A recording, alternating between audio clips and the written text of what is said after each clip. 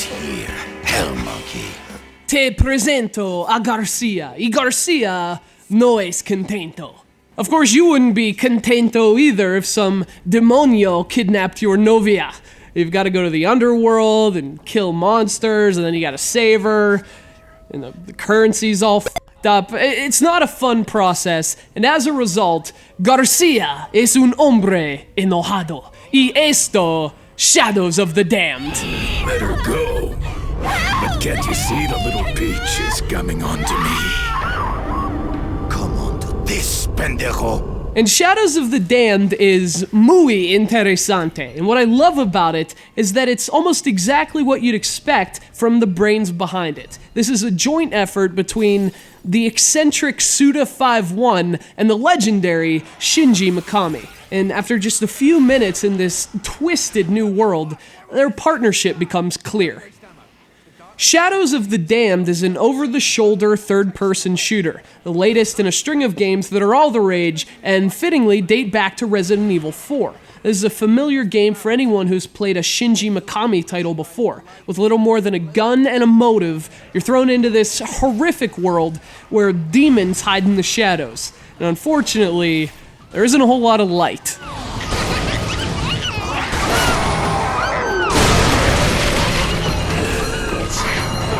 So Shadows of the Damned starts with a decidedly Resident Evil foundation, but that's where Suda comes in, the mask-wearing, punk-turned-developer behind some of the industry's most stylish and bizarre games.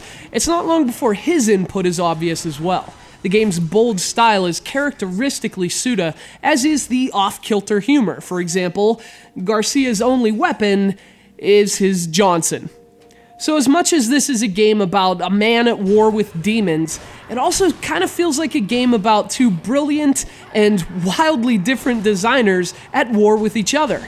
I mean, you shoot this undead creature in the head 1 second, falling into a very Resident Evil vibe, just to have some checkpoint mark your progress with flaming poop. An idea that's just too bizarre to have come from anyone but the creator of Travis Touchdown. Does Willie always take a big smoky dump in public? You should see him piss. But here's what I love about Shadows of the Damned. It brings those unique styles together with really effective harmony. It's chaos, but it's organized chaos. And while the styles may seem to clash, it actually works brilliantly in motion. So in terms of the nuts and bolts, your Johnson is a former demon who got out of that racket a long time ago. Now he's a strange gun that can shoot lots of equally strange ammunition. He can take the form of a pistol, a shotgun, or even a machine gun, but more importantly, he can also shoot light. And when you're in the underworld, light has a somewhat elevated importance. Why is it suddenly getting dark? This isn't ordinary darkness. If you stay in it too long, it'll suck the life out of you.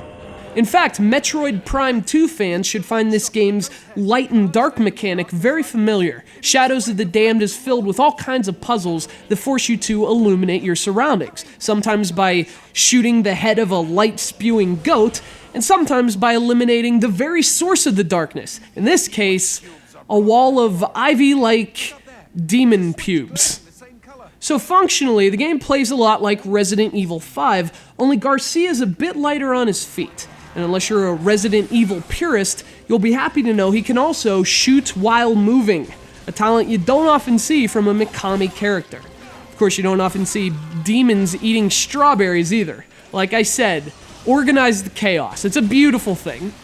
And that's what this game is in a really sick kind of way. It's a beautiful thing. I absolutely love this game, but it's a beauty that only a very specific audience will appreciate.